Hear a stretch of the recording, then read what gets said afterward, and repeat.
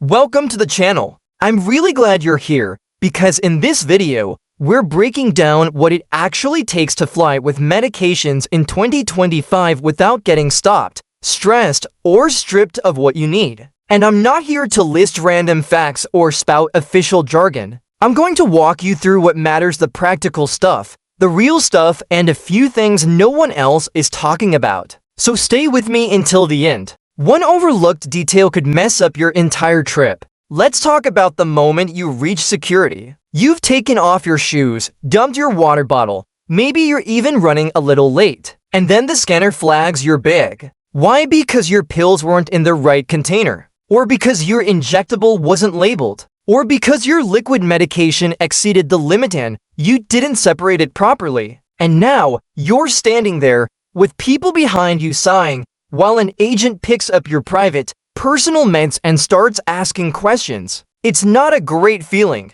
but it is preventable. Here's what most travelers miss. Every single form of medication, pills, creams, inhalers, drops, liquids, injectables must now be declared at the start of security. Not just liquids, not just prescriptions, everything. TSA's newer scanners? They're not just looking for suspicious shades anymore. They're analyzing density, volume, even the chemical fingerprint of what's inside a bottle. Which means, even if it's sealed, it might still get pulled aside. And that's why original packaging is gold right now. Forget convenience. Those daily pill boxes with the little Monday Sunday doors? Yeah, TSA doesn't trust them. Not anymore. If your medication doesn't have your name, your pharmacy label, your doctor's name, and your dosage, it's a red flag. And I get it. We all want to save space when we pack. But this isn't about saving space.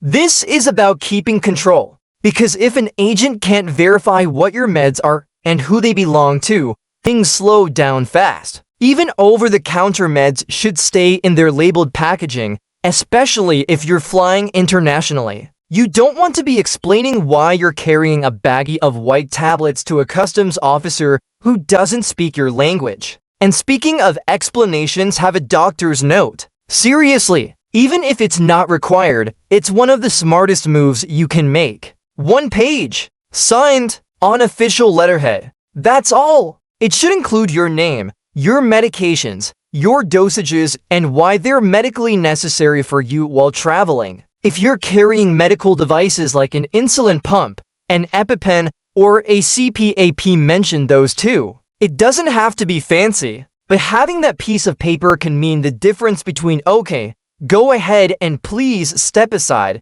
and one more thing. If you're flying internationally, translate that document. Many customs agents won't accept something in English if it's not the country's native language. Think of it as a passport for your meds. Now here's the part people mess up the most. Never, ever put essential medications in your checked luggage. I know it seems easier to tuck them away and be done with it, but I've seen travelers lose their bags and panic because their medication was inside. You don't want to be on a 10-hour layover in a foreign country, searching pharmacies for something you can't even pronounce. Always keep your meds in your carry-on. Better yet, keep them in a small, insulated, TSA-approved pouch that stays with you at all times. And yes, if your medication needs refrigeration, you're going to need a plan. In 2025, TSA allows cold packs, but only if they're compliant. Gel packs are okay, and mini travel coolers with temperature indicators are even better.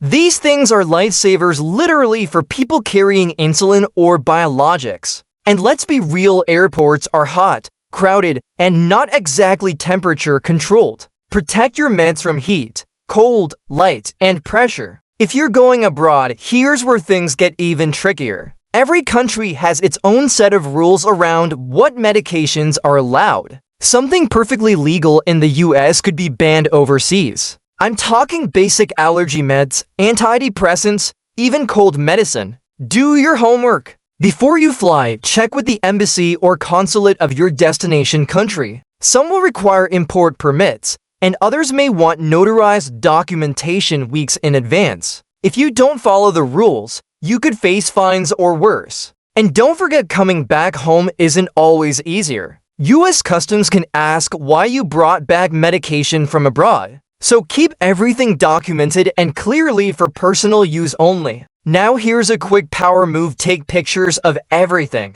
Your prescriptions, the boxes, your doctor's note. Store it in your phone and in the cloud. If your bag is inspected or something gets lost, you've got visual proof that's hard to argue with. And before you fly, call your airline. Let them know you're flying with medication or medical devices. Most airlines have accessibility or medical service departments, and they'll help you plan ahead. That might mean early boarding, assistance storing a cooler, or extra space to keep meds within reach. Just remember, flight crews can't handle or administer your meds, so be ready to manage your own doses during the flight. Last thing, and maybe the most important, pack extra. Even if your trip is only 3 days, bring enough medication for at least a week. Things go wrong. Flights get canceled. Bags get stolen. Replacing medication in another country isn't always easy. Sometimes it's impossible. Having a backup supply could be the difference between an inconvenience and a crisis. So here's the takeaway.